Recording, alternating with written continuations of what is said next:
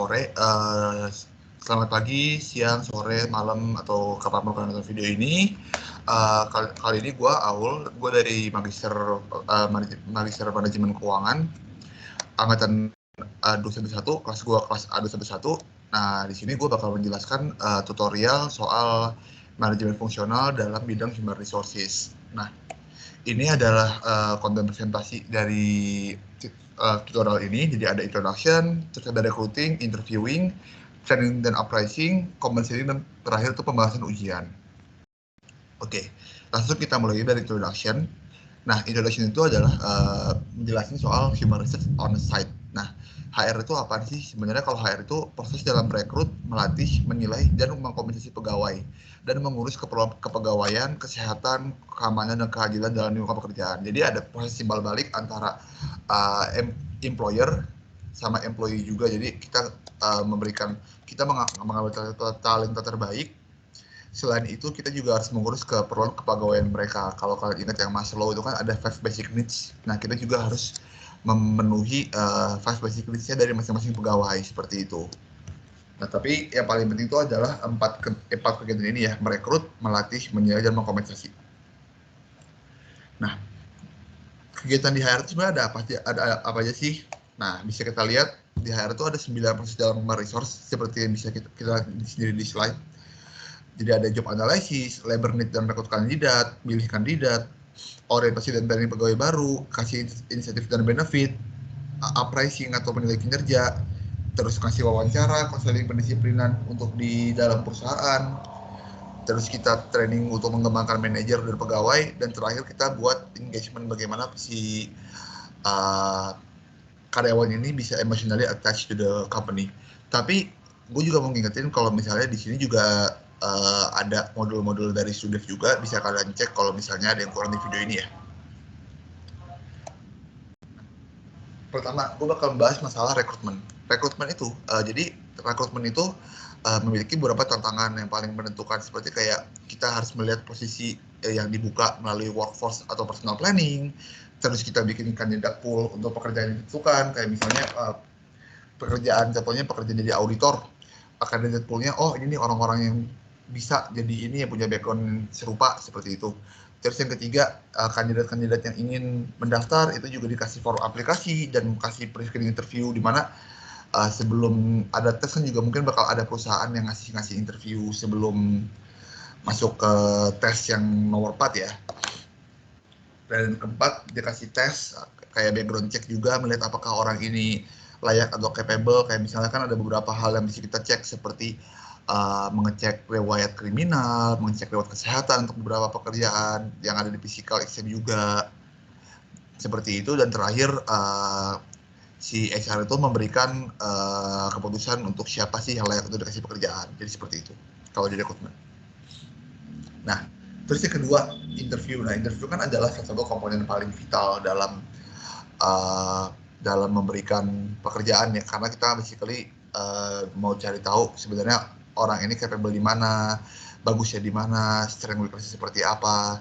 Nah, ini adalah jenis-jenis interview dari dasar interviewnya. Yang pertama itu ada structure interview, di mana interviewer itu nggak punya pencerahan tertulis, nggak punya set of question.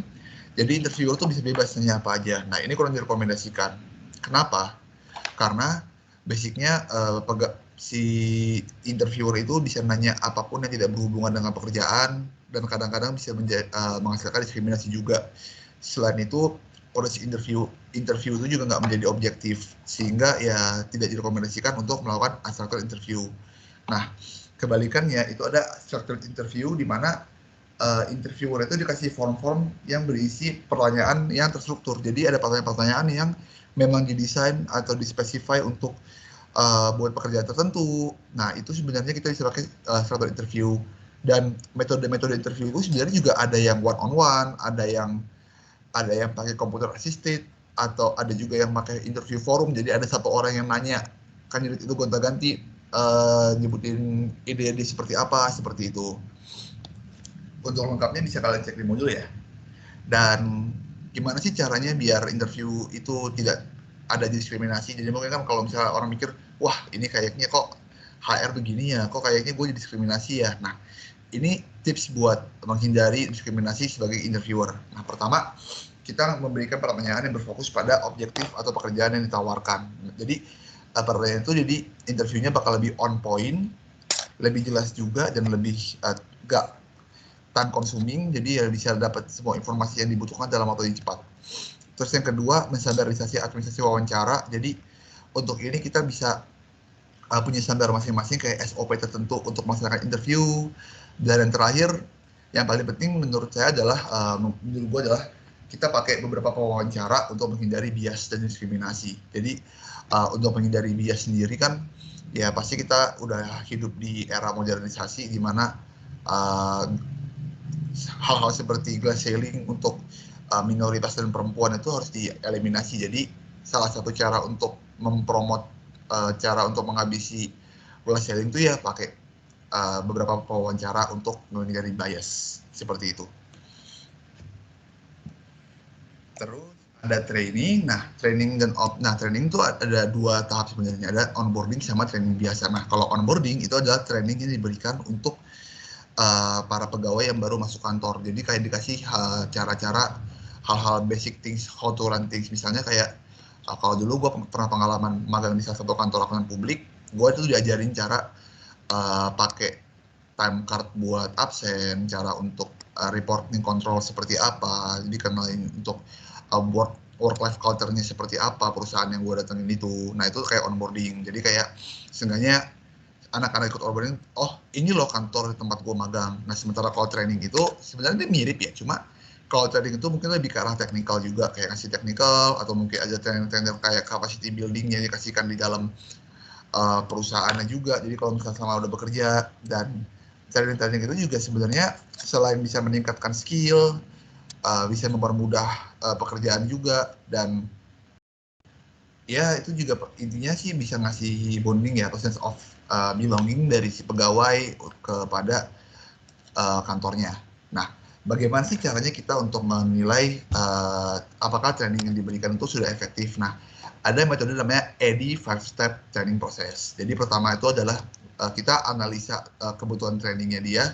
Jadi kita ngelihat kondisi sumber daya yang kita punya, apakah memang butuh buat di training, training apakah yang diberikan juga itu perlu. Terus yang kedua, kita harus mendesain training program, kayak program-program yang mau kita training itu seperti apa sih basicnya, kayak rencana seperti apa, targetnya seperti apa. Itu juga ntar ada di develop the course, kayak kita mengembangkan materi-materinya seperti apa. Kalau yang desain tadi itu lebih ke arah konseptualnya, ini lebih ke arah langsung teknikalnya. Yang keempat itu melakukan training bareng-bareng orang-orang yang emang butuh training. Dan yang kelima, kita harus mengevaluasi efektivitas dari si training itu sendiri. Jadi karena kita juga ngelihat apakah training itu harus tepat sasaran atau enggak. Kalau enggak tepat sasaran kan kayak jatuhnya waste of time juga untuk ngadain training itu.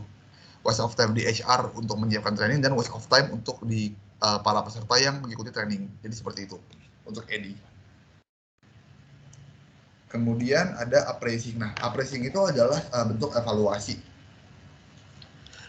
Nah, kalau kenapa sih appraisal dibutuhkan? Karena mayoritas perusahaan membayar upah yang dibandingkan dengan kinerja karyawan. Pasti dong kayak ada pay to performance, di mana si karyawan itu juga harus di-assess payment-nya berdasarkan performa. Terus yang kedua, appraisal itu adalah inti dari manajemen performa itu sendiri.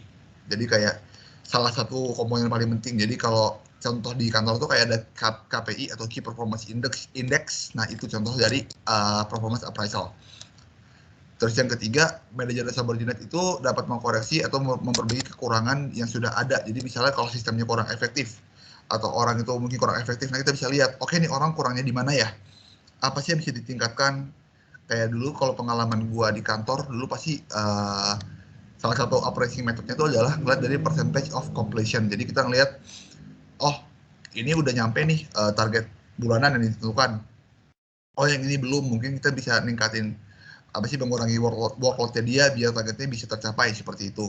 Yang keempat, ini sebenarnya belum kelar ya, kayak mungkin agak sedikit gangguan teknis, tapi lebih ke arah appraisal itu mampu untuk memberikan saran untuk pengembangan karir seseorang. Jadi misalnya setelah appraisal itu kan kayak ada beberapa poin-poin ya, poin-poin dalam pengisian formulirnya. Nah, kita bisa tahu strength sama weakness orang ini apa, dan orang ini bisa di-develop kemana ke depannya, seperti itu. Dan terakhir, yang paling penting adalah appraisal itu tuh sebenarnya itu mungkin orang-orang anggap appraisal itu kayak semacam hukuman gitu, kayak semacam faktor yang bikin takut orang-orang.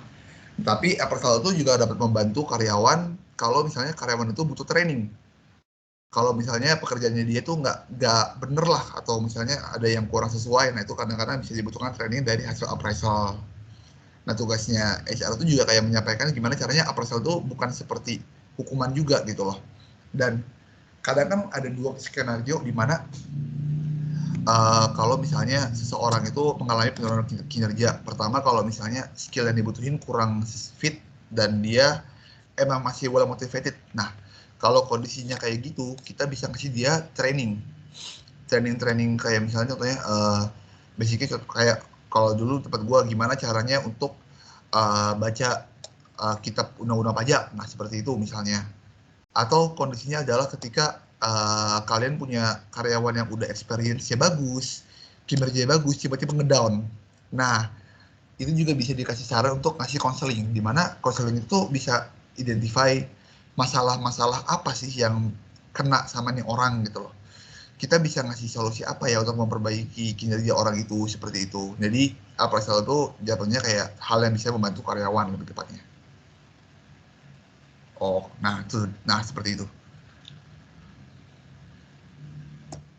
Nah, terus ada bagian terakhir di mana compensating. Nah, compensating itu kan adalah bagian terakhir di mana kita harus memberikan upah kepada karyawan kita dengan sesuai. Nah, sebenarnya ada 3 metode yang perlu dipertimbangkan dalam memberikan kompensasi. Misalnya, yang pertama itu adalah external equity.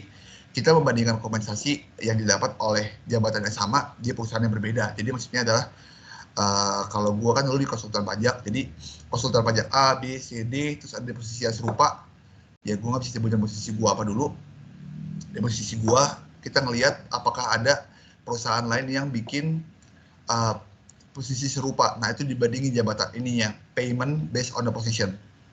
Yang kedua, internal equity. Nah, kalau internal equity, kita ngelihat payment sistemnya berdasarkan jabatan yang berbeda di perusahaan yang sama. Misalnya contohnya kayak tim gua di pajak, ada tim yang lain di auditor. Misalnya kita ngelihat apakah auditor dan pajak itu bebannya separah apa. Nah, kalau yang biasanya tuh yang bebannya lebih parah mungkin bisa dapat income yang lebih banyak juga, karena kan itu fairness juga ya. Yang ketiga, individual equity. Nah, ini individual equity ini adalah gimana caranya kita nge-assess payment berdasarkan antara individu dalam satu tim di perusahaan yang sama berdasarkan kinerja individual. Dan itu lebih objektif lagi, kita ngelihat gimana performance-nya seseorang ini dapat menghasilkan gaji sekian, seperti itu. Dan terakhir, ini adalah prosedur untuk memaksimalkan keadilan dalam payment, yaitu prosedural equity, di mana itu di prosedural equity itu dipakai untuk menentukan kewajaran dalam alokasi pembayaran. Jadi kayak banyak banget faktor-faktor yang bisa menentukan external, internal, dan individual equity itu pakai prosedural equity. Nah, seperti itu. Nah, yang terakhir untuk basic teorinya adalah biasanya yaitu perusahaan bakal menerapkan dua pendekatan dasar dalam penetapan pembayaran. Yang pertama ada job evaluation, di mana akan ada perbandingan sistematik yang dilakukan untuk membandingkan suatu pekerjaan dan pekerjaan lainnya. Nah, itu kita ngelihat misalnya pekerjaan yang A sama B lebih krusial mana. Jadi kalau misalnya pekerjaan A lebih krusial, mungkin payment-nya bakal dilebihkan. Terus yang kedua, market competitive pay plan itu kayak gabungan antara internal dan external equity yang tadi sempat gue jelasin kan. Jadi tugasnya market competitive pay plan itu gimana caranya kita bisa bikin payment yang lebih adil secara internal dan eksternal. Nah, itu kayak goals ultimate dari payment system itu sendiri. Nah, sekarang kita langsung ke pembahasan soal di UTS 2021 ya, untuk semester kemarin. Ya, jadi kita punya kasus di Wellis Wonder Wash, itu kayak perusahaan cuci mobil. Nah, jadi itu dia ada punya masalah soal turnover rate. Nah, turnover rate itu adalah rate di mana orang-orang tuh keluar masuk kantor semakin gede itu makin nggak bagus. Jadi dia punya dua jenis pekerjaan, di mana itu attendance yang bakal lebih langsung berkaitan dengan customer kayak untuk nyuci mobil atau untuk pekerjaan-pekerjaan ringan, sama detailer itu kayak detailer untuk pekerjaan-pekerjaan yang mungkin butuh their own time lah buat waktu sendiri, di mana dia harus fokus banget buat ngerjain detail-detail mobil. Nah, jadi intinya dia punya tingkat turnover sebesar 65% dan 20%. Dan dia punya kebijakan policy ya, di mana dia hanya menerapkan libur sebesar 3 hari aja dalam setahun. Maksudnya kayak 3 hari itu kayak libur nasional ya, yaitu adalah hari Martin Luther King Junior, yaitu hari spesial mereka untuk kaum kulit hitam, hari Natal, dan ulang tahun Amerika Serikat itu 4 Juli. Nah, karena kondisinya makin parah, jadi wali itu mungkin nggak terus di aplikasi di slide ya. Jadi karena makin parah, wali itu yakin kalau misalnya turnover itu lebih dari 65 dan 20%. Sehingga akhirnya manajernya wali itu datang dan ngasih 5 isu soal pegawai, yaitu pertama, pembayaran gaji yang tidak kompetitif. Yang kedua, training itu bersifat hit or miss, berarti nggak tepat sasaran. Yang ketiga, kesempatan promosi yang minim. Kayak kompensasinya kan juga dia ada soal promosi, dia nggak ada juga. Yang keempat, dia nggak punya feedback atau coaching dari manajer soal kinerja. Dan terakhir adalah meningkatnya komplain dan perlakuan kurang menyenangkan dari pelanggan, dikarenakan servisnya kurang memuaskan. Nah, sekarang kita masuk ke pertanyaannya.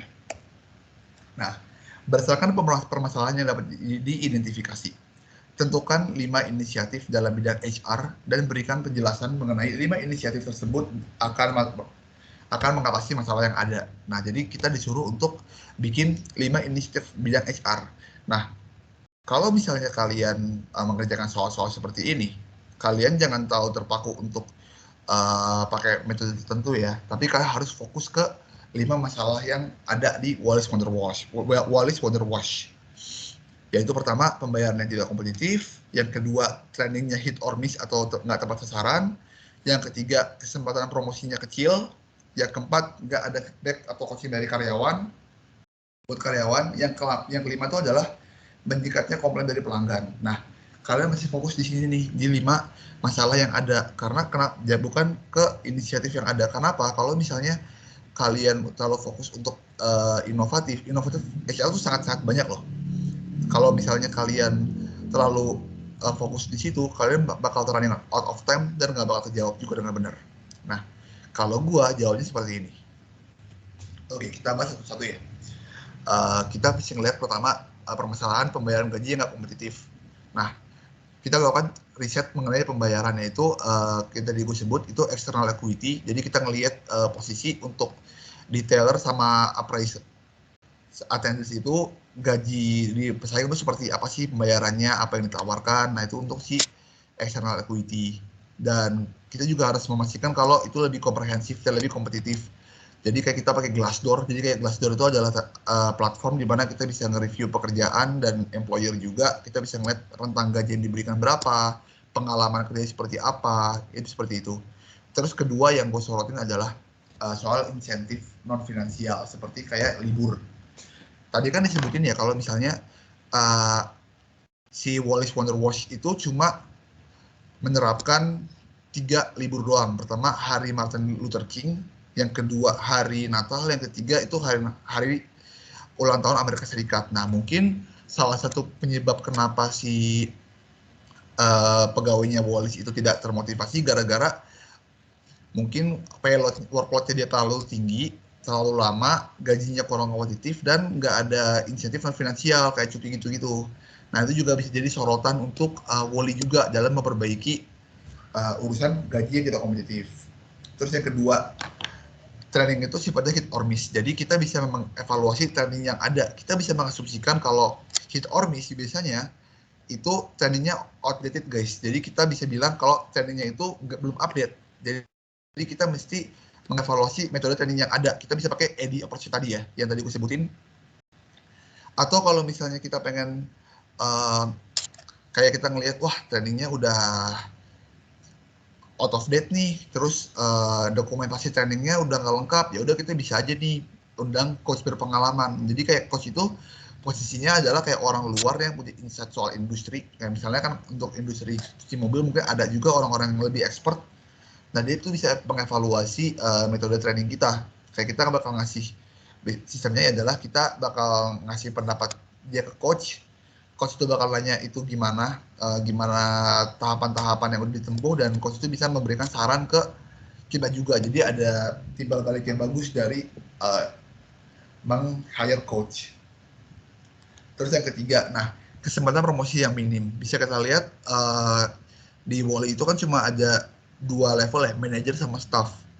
Jadi ada staff-staff yang udah experience tapi nggak bisa naik gara-gara tidak adanya kesempatan untuk naik. Jadi kayak slot untuk manajer itu udah penuh. Nah, saran gue adalah memberikan jabatan fungsional pada karyawan yang berperforma baik. Karena nggak ada posisi atau kesempatan untuk naik ke struktural. Jadi kayak contoh nih, banyak dosen-dosen yang udah PhD di FEB UI. Tapi hanya ada satu yang bisa naik jadi dekan. Nah, solusinya untuk di FEB UI setahu gue adalah atau UI in general adalah menetapkan beberapa orang-orang yang kompeten sebagai guru besar di fakultas masing-masing. Jadi mereka tuh punya rasa, oh seenggaknya gue dihargai loh sama tempat gue ngajar. Nah kalau misalnya di sini gue bisa bilang kayak mungkin ada kali ya kita kasih jabatan seperti senior attendance atau senior retailer, di mana orang-orang itu kayak bakal makin termotivasi juga untuk bekerja. Oh seenggaknya gue bisa naik nih jadi senior ini. Jadi kayak ntar lama-lama karena bakalan makin banyak jabatan fungsional, itu bisa kita merge ke struktural. Jadi kayak naiknya pelan-pelan, awalnya mungkin dari junior attendant, bisa senior attendant, terus jadi supervisor, terus bisa jadi mungkin kalau level naiknya bisa jadi partner bisnis juga. Nah itu kayak gitu kalau menurut gua untuk performance yang minim. Terus yang keempat, kita nggak punya feedback kinerja dan coaching karyawan. Nah itulah perlunya adanya sistem asesmen yang baik dan terstruktur dan mampu mengukur kinerja pegawai dengan ekspektasi perusahaan. Nah, jadi kayak misalnya kita bisa ngasih key performance index, atau mungkin kita bisa ngasih coaching juga sama manajer-manajer upper level juga. Kalau dulu di kantor gua adalah tiap orang tuh di-assign ke satu manajer, di mana manajer itu bakal ngasih feedback kerjaan lewat assessment juga, dan manajer ini juga bisa ngasih counseling guys. Jadi dia bakal ngasih tahu caranya buat naikin performa untuk orang-orang yang down, atau mungkin kalau misalnya terlalu mentok banget kayak bukan counseling yang dibutuhin, mungkin manajer juga bisa nyaranin, bos bisa nggak kita ngasih training untuk orang-orang tertentu gitu loh. Bisa ada list orang yang perlu training, nah itu yang bisa di training. Dan terakhir, meningkatnya komitmen dari pelanggan. Nah ini mungkin lebih ke arah teknikal cara melayani pelanggan. Nah mungkin ada hal-hal yang bikin pelanggan itu kesel, atau mungkin nggak memuaskan, atau mungkin ada error. Nah inilah sebenarnya ini nyambung sama nomor 2. Karena training hit or miss, makanya ada komplain dari pelanggan. Nah jadinya HR itu bisa ngasih fase onboarding. Jadi kayak jelasin loh, ini Wally's Wonder Wash itu value-nya seperti apa yang kita tekankan, apa yang kita mau. Jadi orang-orang, oke, ini loh standarnya Wally's Wonder Wash, gue bakal bekerja sesuai dengan standar yang gue kasih, seperti itu.